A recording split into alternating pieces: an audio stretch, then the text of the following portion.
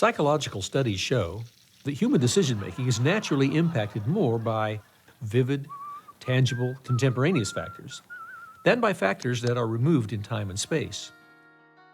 For example, people are more moved by relatively minor injuries to their family, friends, neighbors, and even pets than they are by the starvation of millions of people abroad. This tendency we have to give greater value to the tangible over the abstract can cause problems that have real ethical dimensions. It's more impactful to see something right in front of you. It physically affects you. If you see a cat get hit, a dog get hit.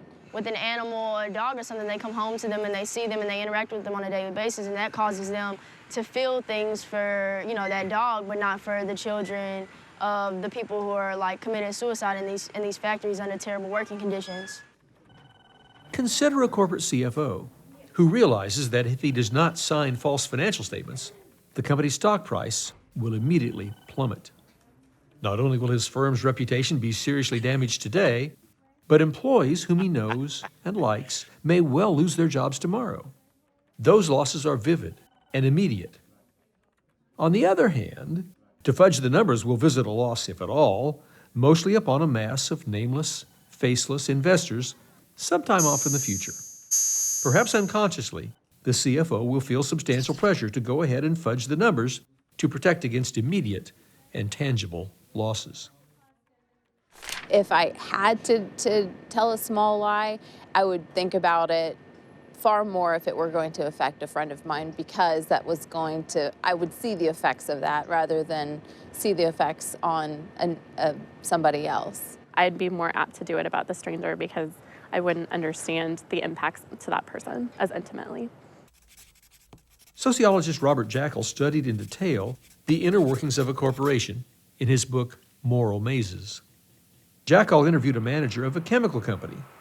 When the manager was faced with a choice between putting a chemical in water that would kill 20 people out of a million versus spending $25 million of the company's money to spare those lives, he said, "Is it worth it to spend that much money? I don't know how to answer that question as long as I'm not one of those 20 people. As long as those people can't be identified, as long as they're not specific people, it's okay to put the chemical in the water." Isn't that strange? The decision was handed down to shut down the headquarters office. And so I and all of my coworkers who were there in the office the day they made the announcement were extremely upset. People had built their lives, their careers here. When I would talk to some of my friends who were out in these satellite offices, who I've also liked, enjoyed, and have spent many years with them, they didn't seem to care less.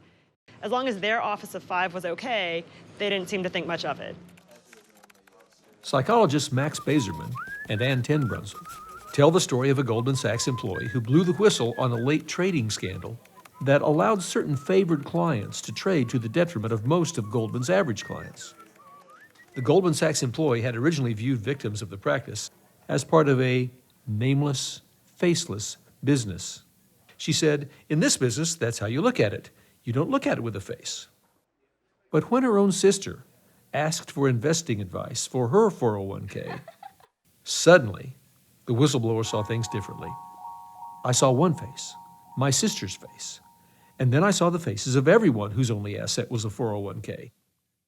At that point, I felt the need to try and make the regulators look into these abuses." I also was reading another paper recently where the author, who's a very prominent legal scholar, wrote a paper describing the differing attitudes and reactions the United States government has taken towards the threat of climate change and the threat of terrorism.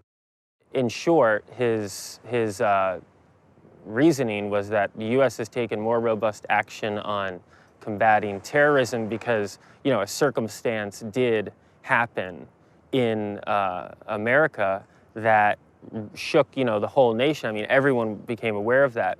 Climate change still exists as a abstract threat, and only occasionally do we have some event which we might be able to attribute to it. When the shooting in Connecticut just happened, that was something that, a few years ago may not have impacted me as much.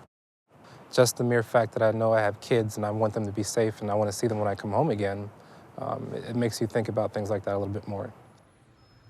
These are just a couple of examples of the tangible and the abstract at work. And often it's not a pretty picture. Working inside big corporate bureaucracies often causes people to feel largely separated from the consequences of their decisions. Likewise, working in global or multinational corporations with offices all around the world can also cause people to feel that they're not responsible for the impact of their decisions. But just because we can't vividly perceive the impact of our decisions on those around us, it doesn't mean that there isn't one. To be ethical, we must look to the horizon and beyond when making business decisions. I think it's a matter of having empathy, trying to develop that in yourself. So you have to remember what you value and then also remember all the things that you can't see. Making it personal for people, that if they take an action, what that impact will be. Planting that seed and having them understand that their actions do affect people whether they see it or not. I think that it's important for us to draw relationships with each other besides just nationality, race, and things like that. I think it's important for us to express the relationship that we have just being all humans.